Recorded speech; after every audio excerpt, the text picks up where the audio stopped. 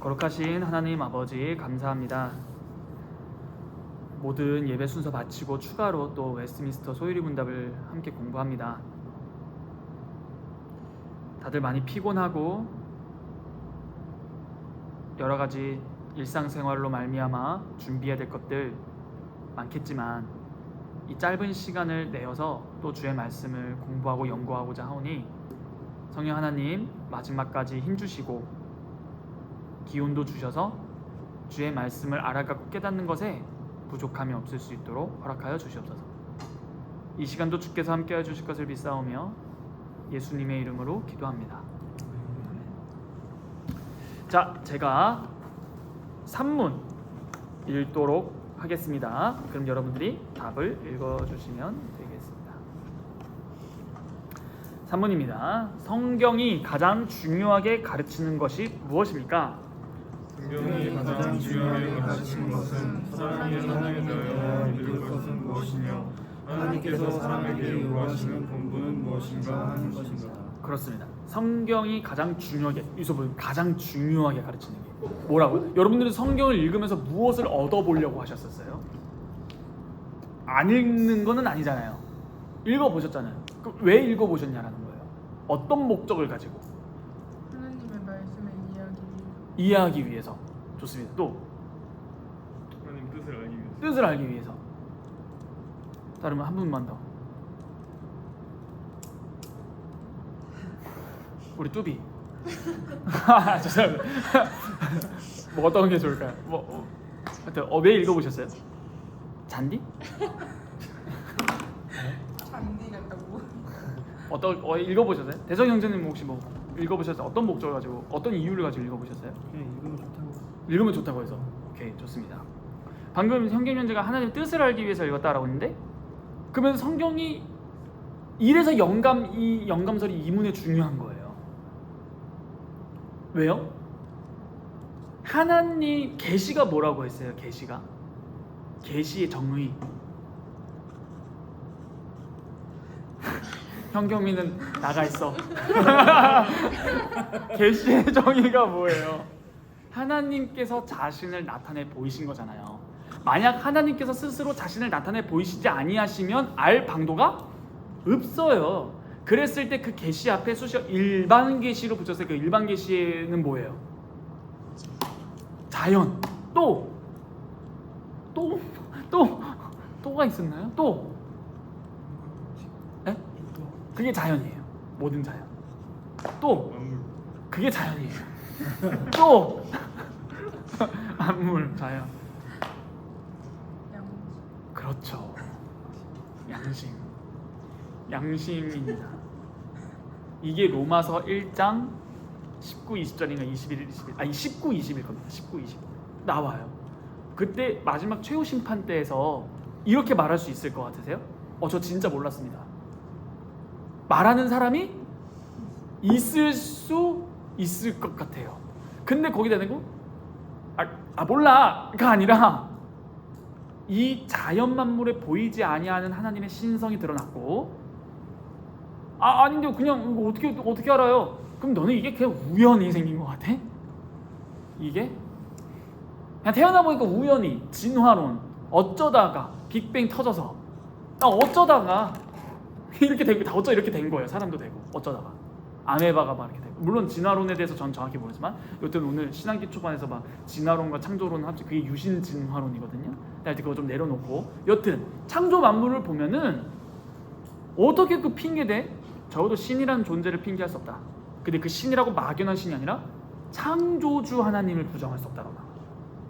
이제 창조주 하나님이 태초에 천지를 창조하신 그 하나님을 자연 만물을 보고도 알 수 있는 일반 계시 첫 번째입니다. 두 번째가 뭐라고요? 양심. 왜요? 우리가 무슨 형상? 하나님을 부정할 수 없는 존재예요. 그냥 하나님의 형상입니다.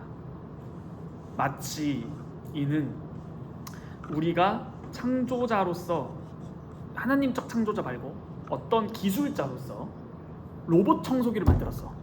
그럼 거기에 우리의 의도와 로봇 청소기가 마치 로봇 청소기가 존재하는 것은 존재의 목적과 만든 자가 있다는 건 전제예요. 그런 것처럼 어떻게 만들어진 그의 정체성도 부여하지만 이런 기계나 로봇이 아니라 인격자라는 사람을 만들 때 하나님의 형상대로 만들었다는 것이 굉장히 중요합니다. 그러므로 우리의 양심이 하나님을 거부할 수가 없어요. 몰랐는데요가 아니라 사실은 거부하는 겁니다. 그래서 진리를 억누른다라고 나와 있어요. 진리를 불로 이렇게 막 막아요. 진리를 꾹 눌러요. 진리는 이거 거짓이야. 안에 없어. 그래서 성경이 뭐라 말해요? 시편에서 하나님이 없다는 자를 뭐라고 정의하는 줄 아세요? 하나님이 없다. 오, 어리석은 자입니다. 어떻게 하셨어요? 성경 진짜 잘 읽었나? 저 저번 주에 전사님 말씀해 주신. 네, 바로 그겁니다. 다들 다 나가서 서영이 나가 있어. 서영이만 나가 있어. 자, 이러다가 다 나갈 것 같은데, 자, 하나님이 없다는 자는 바로 어리석은 자. 어리석은 자는 하나님이 없다는 자다. 여기서 포인트가 뭐예요?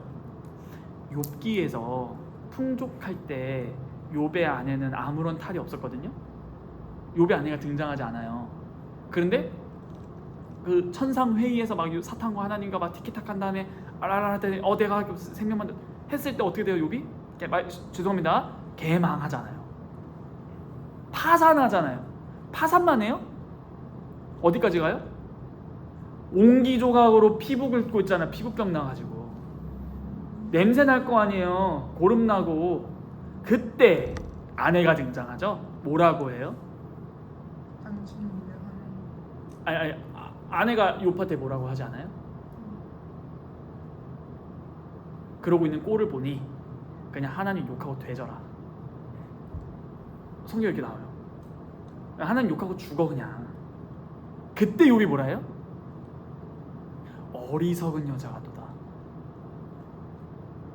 야, 어리석다. 그 뭐예요? 그게 시편에서 하나님이 없다는 자의 특징입니다. 이처럼 자연 만물과 양심은 하나님을 거부할 수 없는 게 바로 일반 계시. 그럼 특별 계시가 뭐예요? 직접 드러내신. 어떻게 알았어요? 그걸 못 들었는데. 혹시 영상 봤어요? 그 우리 차십두부 보셨어요? 저번 주에 와. 약간 전체적으로 그렇게 해주셨어요. 현경자매님이 성경이라 하셨고, 현경자매님이 잠깐만. 현경자매님이 성경이라 해주셨고, 현겸 형제가 직접 말씀해 주셨다는데 사실 이 현겸 형제가 더 정답에 가까운데 사실 둘 다 정답이긴 해. 왜냐면은 직접 말씀해 주셨다. 그러므로 이게 특별 계시예요. 그러니까 특별 계시는 뭐예요? 자연 만물을 통해서 알 수는 없다 해요. 창세기에 특별 계시가 있었을까요? 네. 산업화 어렵죠. 와, 대박이다. 뭐가 있어야겠다. 방금이 나가 있어. 자, 창세기의 선악과예요. 선악과는 백설공주가 아닙니다. 먹으면 죽는 건데 그 독소가 있어서 죽는 게 아니에요. 그런데 선악과는 이미 동산 중앙에 있었는데 거기다 하나님 명령을 부여하셔서 먹으면 정령 죽으리라. 선과 악을 알게 하는 나무죠. 그러므로 이게 바로 특별 계시예요. 이해되시죠? 그러므로 직접 알려준 거예요. 일반 계시로 알 수 없는 어떤 것, 특별한 것. 그리고 대상이 누구예요? 일반 계시의 대상은 누구예요? 신불신자를 초월합니다. 특별 계시의 대상은 누구예요? 신자입니다. 전도사님, 불신자도 도서관에서 성경 읽을 수 있지 않나요? 읽을 수 있어요. 다만 특별 계시의 효력이 뭡니까? 구원입니다. 너는 능히 어려서부터 성경을 알아내니 성경은 너로 하여금 구원에 이르는 지혜가 있게 하느니라. 불신자들이 성경을 읽고 예수 그리스도를 믿지 아니하는 것은 그들이 믿음이 없어서도 맞는데 하나님의 주권적인 입장에서 보면 그들에게 믿음을 주시지 않아서입니다. 오늘 설교 주일 2부 예배 설교 하나님 만나는 거 들으셨죠? 우리가 하나님 예수 그리스도 소개해 줄 수 있는데 믿는 건 못해요. 믿기 못합니다. 그러므로 어리석은 말 중에 하나가 뭔지 아세요? 불신자랑 결혼해놓고 내가 이 사람을 믿게 하면 되겠지, 전도하면 되지, 이런 말 있죠? 그게 말이 안 되는 거예요. 믿음을 내가, 그래서 성령 하나님이면 해. 너가 성령 하나님이면 불신자랑 결혼해, 이거예요. 그럼 이런 말 합니다. 불신자는 그래서 그 잘된 케이스 있지 않아요? 우리는 그것을 뭐라고 하죠? 은혜라고 합니다. 형경쌤이 나가자. 좋습니다. 자, 이게 무슨 말을 하고 싶냐면 마치 이런 것 같아요. 로또 사면 당첨되는 사람이 있잖아요. 있어요. 근데 그거는 극소수예요. 불신자는 결혼해도 잘해서 믿어줬는데 그러니까 나도 하겠다? 이건 마치 로또랑 비슷하고 더 나아가서 63빌드에서 뛰어내렸는데 살았어. 나도 뛰어내리겠다는 거예요. 아니 우리가 배웠잖아요. 결혼은 전도의 수단이 아니에요. 여하튼 다시 돌아와서 이런 특별 계시는 결국 하나님께서 직접 말씀해 주신 거. 그러므로 아브라함에게도 직접 말씀해 주셨고, 그런데 또 누구에게 직접 말씀해 주셨죠? 특히 직접 하나님 말씀 막 듣는 사람들이 누구예요? 구약에서 세 글자 선지자. 선지자가 성경에 나온 거 아세요? 선지자와 거짓 선지자 구별 방법론 구약에 나와요. 선지자, 이 사람이 선지자인데 이 사람이 참인지 거짓인지 구별하는 성경에서의 방법을 하나님께서 직접 가르쳐 주셨어요. 그거 아시는 분? 잘생겼냐 못생겼냐? 첫째, 그가 말한 게 이루어졌느냐. 이게 참 거짓은 첫 번째. 두 번째가 뭘까요? 네? 그렇죠. 와, 전문 용어 나왔어요. 천상회의에 참여한 자. 그래서 거짓 선지자를 할 때 하나님께서 뭐라 말씀하시는 줄 알아요? 내가 너한테 이걸 말한 적이 없는데 신기하네. 너 뜻대로 하네. 이 거짓 선지자. 참 선지자는 직접 그 회의에 참여합니다. 그래서 이사야나 예레미야 여러 가지 다 하나님의 회의에 참여를 하는 선지자들이 나오고 직접적으로 듣거나. 그러면 그게 뭐예요? 특별 계시예요. 그런데 특별 계시는 선지자들이 받았지만 선지자만의 전유물이었나요? 아니에요. 그것을 구두로 가르치고, 그러면 이게 계속 전승되면 좋은데 구두 전승은 특징이 뭐예요? 말이 변하지. 그렇죠. 왜곡될 수 있어요. 그러므로 선지자들 어떻게 하죠? 이거를 기록합니다. 이게 바로 저번 주에 배웠던 유기적 영감성. 성경에는 하나님이 인도하신다는 개념이 세 가지가 있어요. 요한복음 16장 27절 호데게요. 로마서 8장 26절 아고. 그 다음 베드로서에 나왔던 감동하심으로 페로. 이게 바로 이 세 번째 인도는 오늘날 없습니다. 왜요? 성경이 완성됐으니까 더 이상 추가 계시가 필요가 없으니까. 이 인도 뭐하라고. 그래서 이 인도는 없어요. 그래서 이 감동하심, 이게 바로 역사신데 이게 바로 페로가 운반하다라는 뜻이라고 했어요. 그러니까 그를 잡아서 이렇게 운반하는 거예요. 그를 말 그대로 유기적 역사라는 특징은 뭐예요? 그의 생각, 그의 언어, 그의 문화 모든 것들을 쓰시는데 이거의 반대, 유기적 영감설의 반대말이 뭐였죠? 기계적 영감설. 이사야 완성. 이게 기계적 영감설. 근데 유기적 영감설은 뭐예요? 내가 생각했던 거, 지금 국제 정세의 상황을 보고 그동안 하나님 말씀을 연구해보고 이렇게 했을 때 고민하고 지금 이런 짓은 왜 나타난지를 막 내 입장, 선지자 입장에서는 고민하면서 편지도 하고 이런 것들을 과정을 겪는데 이 배후에 성령 하나님께서 그를 운반하신다라는. 그래서 저번 주에 이것이 바로 세오프뉴스토스라고 해서 하나님께서 직접 바람 후 이렇게 부르셨다, 이런 식의 개념이 있습니다. 그러므로 이러한 성경에 우리가 영감설에 대해서 배웠고 일반 계시, 특별 계시, 그 다음 유기적 영감설, 기계적 영감설까지 했어요. 그 다음 하나 또 있었어요. 무슨 영감설? 현겸이 나가 있어. 형님 나갔다 들어올 때 빠따가죠.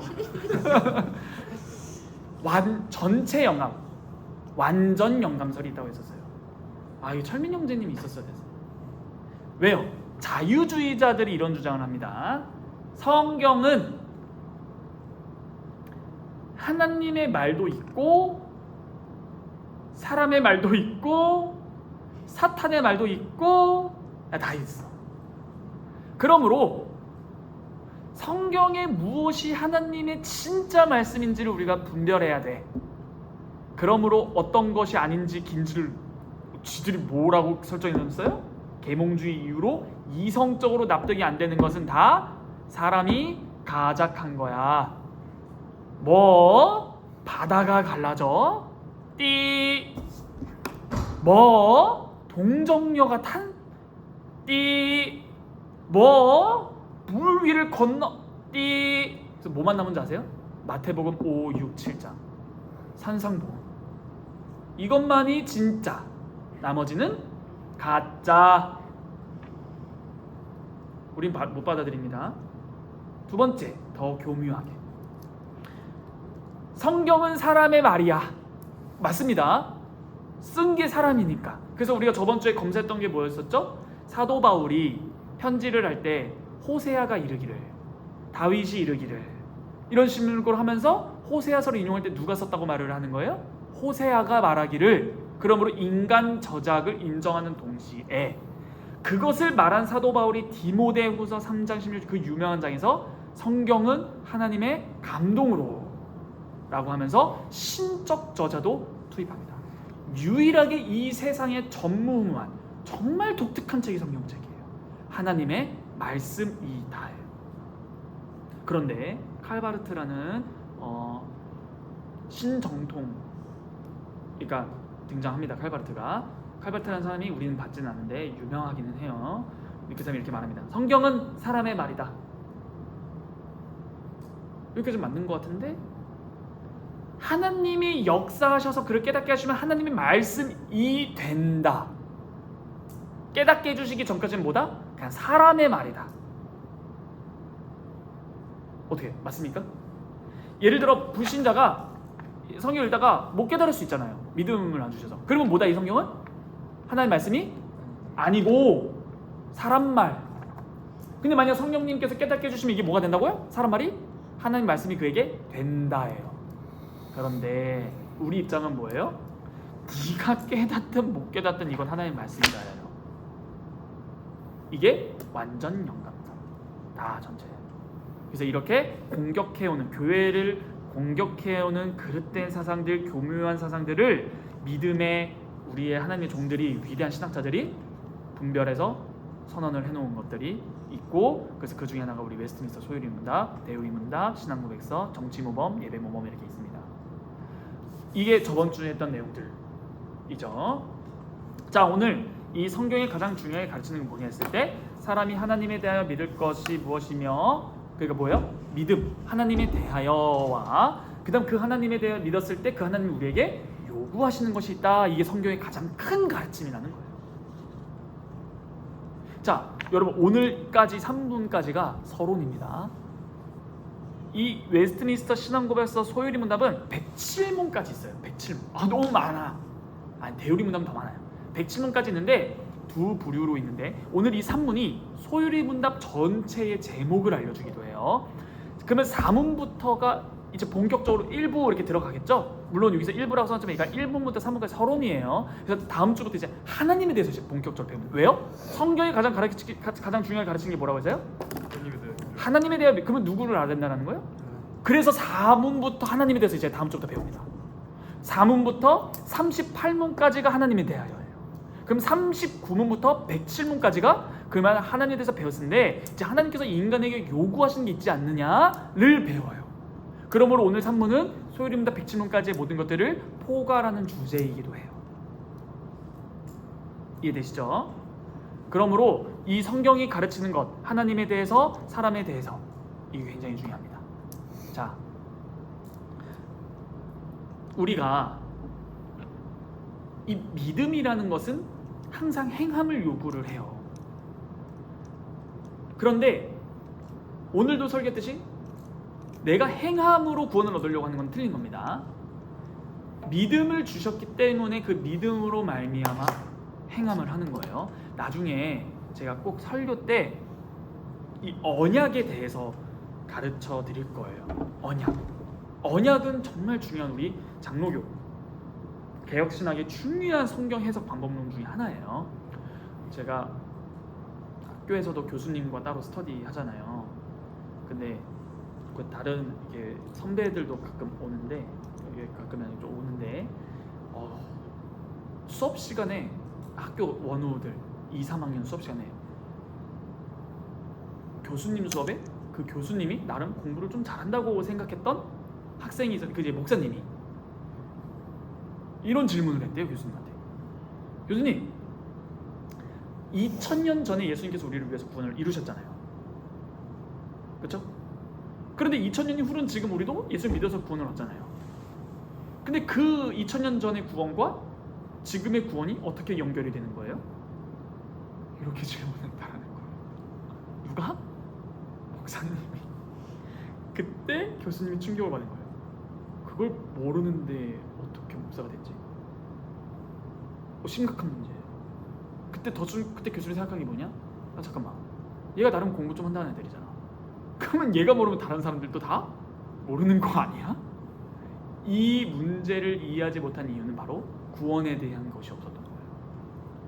이게 바로 언약에 대해서입니다. 나중에 언약에 대해서 꼭 배워야 돼요. 언약.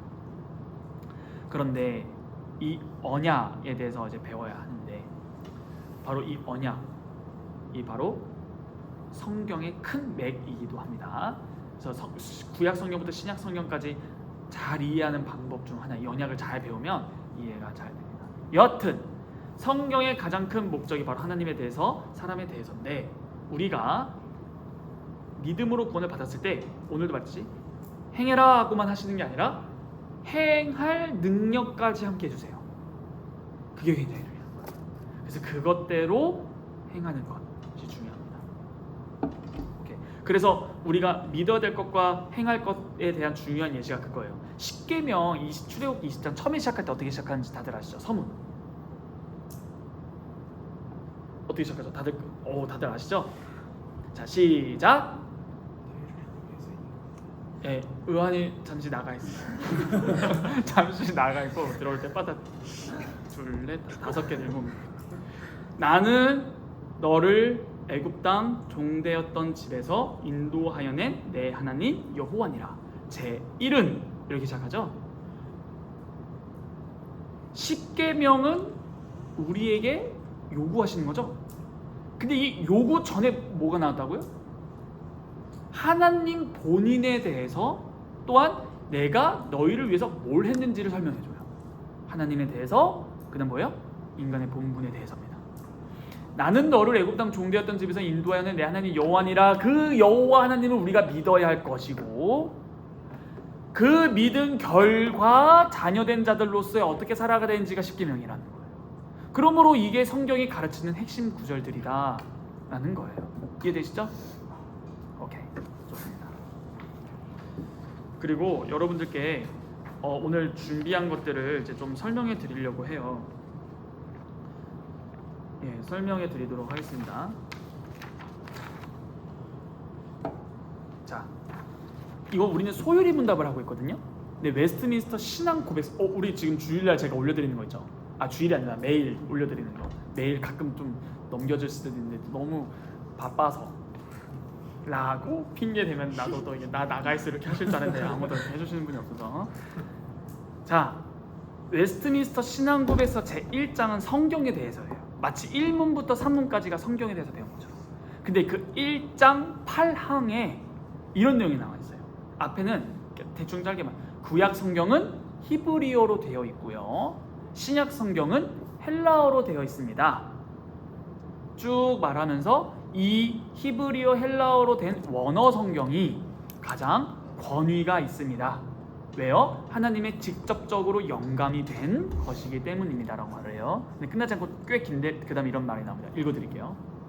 랄랄랄라 샤바샤바 하고 이런 원어들이 뭐예요? 방금 신구약 히브리어 헬라어로 기록된 원어 성경, 이런 원어들을 성경을 읽을 권리가 있고 성경에 관심을 두고 있으며 게다가 하나님을 경외하는 가운데 성경을 읽고 탐구하라라는 명령을 받은 모든 하나님의 백성이 잘 알고 있지 않기 때문에, 즉 히브리어랑 헬라어를 일반 성도들이 잘 모르잖아요. 잘 모르고 있기 때문에 원어 성경책들, 히브리어 헬라어 책들은 각 나라의 자국어로 있는 그대로 번역되어야 한다 라고 신앙고백에 말하고, 이거 당연한 상식인데, 그러면서 이 중요한 말이에요. 이는 이렇게 번역한 이는 하나님의 말씀이 뭐라고요? 하나님의 말씀이 모든 사람의 마음에 풍성하게 있어서 그들이 하나님을 합당한 방법으로 예배할 수 있도록 하려는 것이며, 인내로 또한 성경의 위로로 소망을 가질 수 있도록 하려는 것이다. 이게 왜 중요할까요? 여러분, 이게 왜 중요할까요?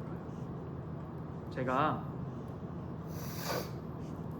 여러분들이 그냥 듣는 것보다 직접 보면서 하는 게 좋으니까 캡처 해드릴게요. 목사가 되네요. 파랑입니다. 저희 청년부 단톡방에 올려드릴 테니까 한번 같이 보시면서 제 설명을 듣도록 하겠습니다. 이게 웨스트민스터 신앙고백서 제 1장 8항 내용이에요. 보이시죠? 다 보이시나요? 좋습니다. 여기서 보면은 구약 성경은 히브리어, 신약 성경은 헬라어로 하나님으로 말미암아 모든 시대 성경에 보존되어 왔다. 그럼 이 책들은 권위 있고 신뢰만 하다. 따라서 모든 종교적 논쟁에 있어서 교회는 성경의 근거이며 최후 결론냅니다. 성경, 여기서 제가 읽은 게 이거예요. 성경을 읽을 권리와 관심을 가지는 모든 하나님의 백성이 다 성경 언어를 알지는 못한다. 그러나 그들도 하나님의 명령에 의하여 격리를 하는 심리로 성경을 읽으며 상고하도록 되어 있다. 그러므로 성경은 모든 나라들의 평범한 말로 번역되어야 한다. 그렇게 되면 하나님 말씀이 모든 사람들에게 풍성하게 되어 그들이 합당하게 예배하며 성경의 인내와 위안으로 소망을 가지게 된다. 자, 이게 중요한 말인데요, 여러분. 제가 이거 말하고 마치도록 하겠습니다. 굉장히 중요한 내용이어서 그래요.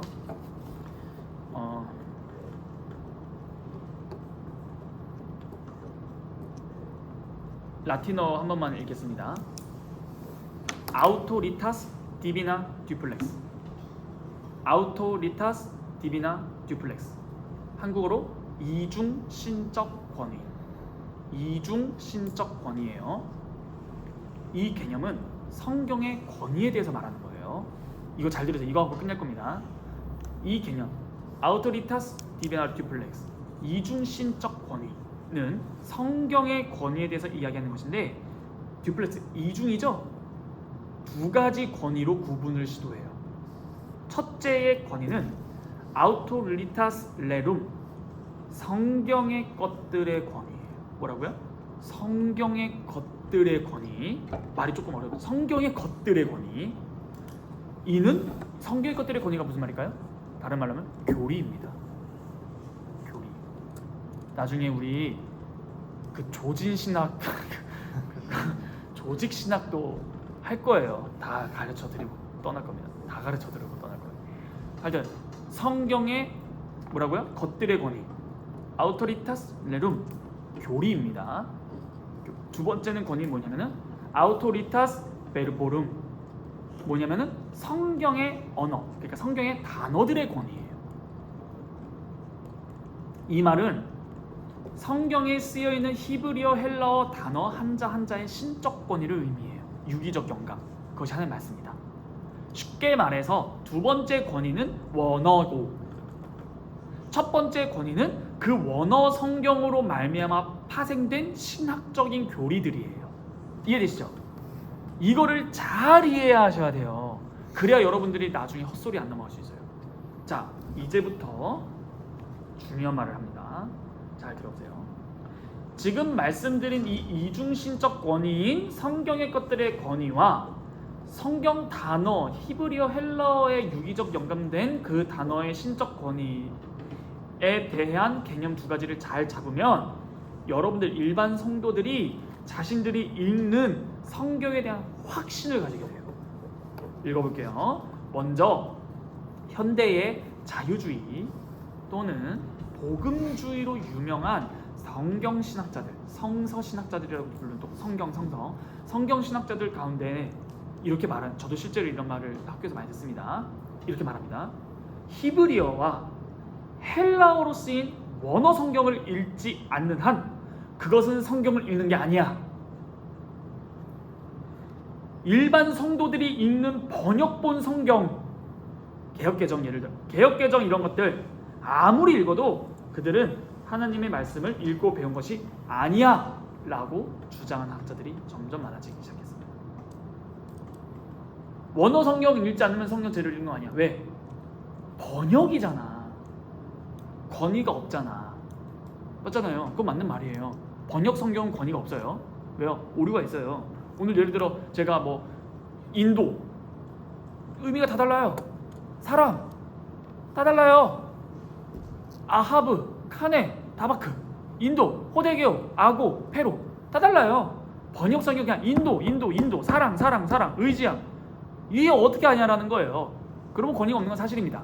그런데 더 나가서 학자들이 뭐라 말하는 거예요? 서영아, 그렇게 번역 성경을 읽으면 하나님의 말씀 못 깨닫는 거야 라고까지 주장해버린다. 약간 지적 우월감도 있습니다. 이게. 난 그거 읽을 줄 안다 이거예요. 즉 하나님의 말씀을 묵상하고 읽고 깨닫는 것은 소수의 학자들만 가능하다라는 주장이에요. 그들은 그들의 이데올로기를 통해서 일반 성도들의 손에서 하나님의 말씀과 그에 대한 확신을 뺏어가요. 그래서 저는 솔직히 조금 아쉬운 게 뭔지 아세요? 설교 중에 목사님들이 저도 그렇지만 극단적으로 표현해서 그 개역개정의 그 뜻은 그게 아닙니다 이런 말들을 듣잖아요. 근데 이걸 너무 많이 듣다 보면 어떻게 되는지 아세요? 성경을 읽으면서 확신이 없어져요. 왜냐? 의심하면서 읽어져요. 아, 이게 또 다른 뜻이 있는 거 아니야? 그쵸? 그래서 그 말이 굉장히 위험하면서도 근데 중요하기도 해요. 더 깊은 의미를 잘 이렇게 알려주는 거기 때문에. 그런데 여기서 주장이 뭐예요? 그러므로 원어 성경을 읽지 않으면 결국 성경을 읽어봤자 의미 없어. 이렇게까지 말하는 사람들이 늘어났다는 겁니다. 그러므로 이런 입장을 취하면 결국 아무리 그리스도인이 되더라도 그들이 헬라어나 히브리어를 공부해서 읽으면서 해석하지 않는 이상 평생 아무리 개역개정이나 번역 성경, 영어 성경 읽어도 하나님의 말씀을 전혀 알지도 읽지도 못하는 성도가 된다는 주장을 하는 거예요. 이해가 됐죠? 그런데 방금 읽었던 웨스트민스터 신앙고백서 제1장 하랑 성경이란 쭉 나온 것을 보시면 중요한 말이 있어요. 히브리어와 헬라어로 된 구약과 신약 성경만이 하나님에 의해 직접 영감된 것이에요. 동의하시는 거예요, 여러분들은. 그럼에도 불구하고 이 웨스트민스터 신학자들은 이 성경이 어떻게 돼야 된다 했어요? 뭐 해야 된다? 네? 번역. 그렇죠. 자국어로 번역돼야 된다 했어요. 그런데 번역돼야 된다는 말 앞에 바로 뭐가 나와 있었어요? 이는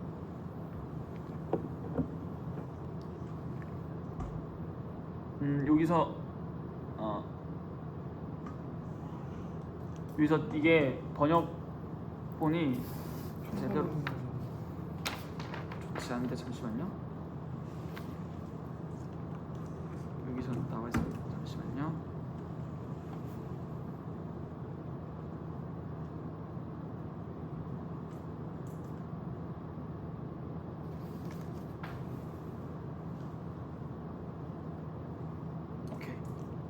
오케이, 이거를 제가 다시 저 글이 좀 번역이 좋지 않네요. 또 번역이 좋지 않네요. 오케이, 됐습니다. 캡처해서 캡처했어요. 지금 다시 사진을 보내드렸거든요. 사진을 보시면 맨 밑에서 8번째 원어 성경 책들은 보이세요? 보이시죠? 원어 성경 책들은 각 나라의 자국어로 있는 그대로 번역되어야 한다 하면서 이는 하면서 뭐가 나와요? 그 다음에 하나님의 말씀이. 와, 이게 되게 중요한 말이에요. 이게 무슨 말이에요? 이는 하나님의 말씀이로 시작해요. 번역 성경을 말하는. 그럼 번역 성경이 뭐라는 거예요? 그렇죠. 풍성하게 모든 이들에게 하나님의 말씀이 거해야 된다라고 했기 때문에 번역해야 된다는 거예요. 자국어로. 다시 말해서 번역된 성경을 직접적으로 영감된 권위와는 다른 의미에서 여전히 하나님의 말씀으로 받아들이고 있다는 거예요. 다시 돌아가서 성경의 교리들의 권위라고 말씀드렸었죠. 성경의 것들의 권위. 그렇죠? 이 성경의 교리들의 권위라는 개념은 히브리어, 헬라어, 원어 성경이 번역된 번역본이, 개역개정이 교리적이며 직접적이 아닌 간접적인 측면에서 신적 권위를 가지고 있는 여전한 하나님의 말씀이라고 말하는 거예요. 성경의 단어들의 권위, 이건 뭐예요? 원어 성경이겠죠?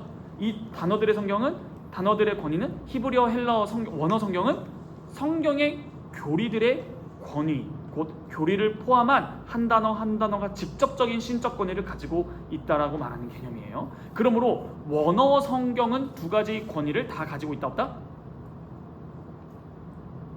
교리적 권위와 단어의 권위가 있는데 원어 성경은 두 개의 권위를 다 가지고 있다. OX예요. O예요. 그렇죠. 그러면 번역된 성경은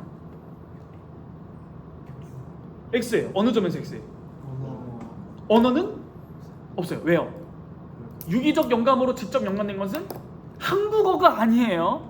번역된 거예요. 그건 뭐예요? 히브리어와 헬라어예요. 그런데 방금 학자들이 주장한 게 뭐예요? 원어 성경을 읽지 않으면 하나님의 말씀 읽는 게 아니다. 그러면 성도들의 손에서 성경을 뺏어가는 거예요. 내가 이거 읽어봤자 무슨 의미야? 그런데 웨스트민스터 신앙고백서 1장 8항은 뭐라고 말하고 있다? 이는 하나님의 말씀으로 시작해요. 그러면서 원어 성경의 단어의 권위는 없지만 간접적으로 그로 말미암아 파생된 교리들이 번역 성경에도 분명하게 드러나 있다는 거예요. 그러므로 하나님의 말씀입니다. 이 신학적 개념, 이중신적 권위의 개념이 중요한 이유는 현대 자유주의 성서학자들의 주장과는 달리 히브리어, 헬라어를 모르는 여러분들, 신자들의 성경 읽기와 묵상이 무의미하지 않다라고 신앙고백서는 말해주고 있는 것이고, 여전히 여러분들이 읽는 그 성경은 하나님의 말씀을 읽고 있다는 것을 확신시켜줍니다. 그러므로 이중신적 권위 개념은 절대로 히브리어와 헬라어 공부를 강구하지는 않지만 동시에 분명하게 언어들을 모른다고 하여서 하나님의 말씀을 읽는 것이 아니다라고 말하는 것도 척결하는 겁니다. 그러므로 여기서 무엇을 알 수 있는 줄 아세요? 일반 성도들이 원어 성경에서 직접 권위는 아니지만 그로 말미암아 파생된 교리를 배우면 원어 성경을 알고 있는 목회자나 신학자도 성도에게 겸손히 배울 수 있게 됩니다. 여러분들이 번역된 성경을 통해서 간접적으로 하나님의 교리적 권위를 얻게 되고 잘 안다면 원어 성경엔 탁월하지만 신학적으로 교리적으로 모르는 자들에게 여러분들이 오히려 모범이 될 수도 있다는 말이에요. 물론 성경의 번역이 잘 될수록 교리적 권위는 더 상승하게 되고 성경의 교리적 권위는 번역된 성경 원어 성경에 비해서 상대적이기는 해요. 그러나 히브리어와 헬라어 성경은 원어 성경이죠. 교리를 포함한 모든 단어들을 가지고 있기 때문에 절대적이라고도 말할 수 있어요. 원어적으로도 그렇고 교리적으로도 그렇고. 그렇기 때문에 신학자들은, 저와 같은 목회자가 될 사람들은 히브리어와 헬라어 성경을 사용해서 신학적 토대와 결론을 잘 도출해야 돼요. 그래서 그것을 설교 때 말해주는 것이죠. 그럼에도 불구하고 번역된 성경, 일반 성도들이 헬라어와 히브리어를 공부하지 못한 성도들도 그 번역된 성경을 읽었을 때 그들도 명백하게 하나님 말씀을 읽는다라고 주장을 하는 겁니다. 그러므로 여러분들이 성경을 읽는 것에 확신을 가지게 된다는 거예요.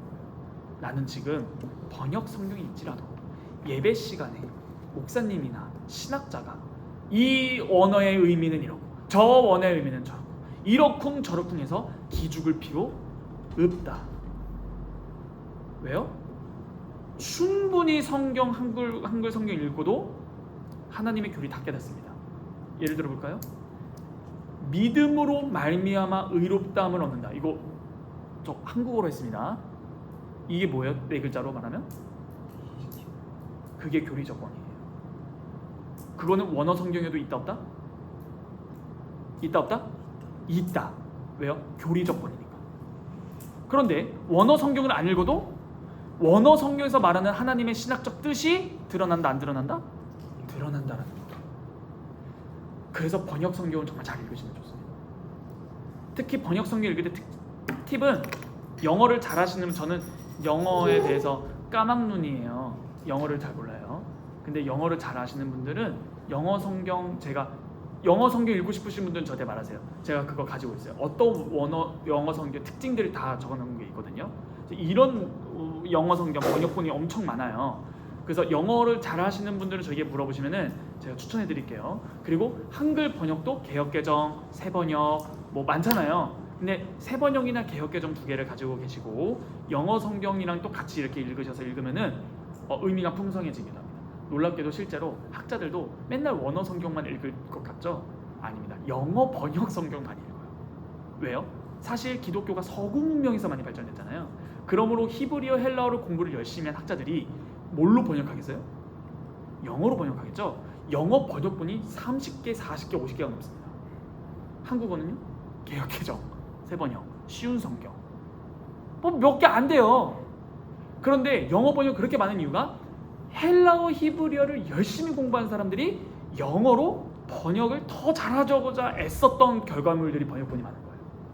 그러므로 번역본을 많이 대조해가면서 읽는 것이 가장 좋습니다. 히브리어, 헬라어 공부 안 해도 돼요. 충분한 말씀 깨달을 수 있습니다. 그러므로 하나님에 대하여 믿을 것과 하나님께서 우리에게 요구하시는 것이 바로 무엇이냐면은 바로 성경이 가르치는 가장 큰 내용이다. 여기서 더 나아가서 중요한 사실, 성경이 가르치는 그 큰 내용은 번역 성경에도 충분히 읽을 수 있다. 이게 굉장히 중요한 사실입니다. 그러므로 혹여나 제가 떠나더라도 어떤 공부를 더 저보다 똑똑한 분이 오셔서 너무 똑똑한 나머지 여러분들께 갑자기 히브리어와 헬라어를 공부하자, 이렇게 해야 성경을 더 잘 읽을 수 있다. 죄송하지만 시간 낭비일 겁니다. 해야죠. 하면 좋죠. 그런데 여러분들이 그거 할 시간 있으세요?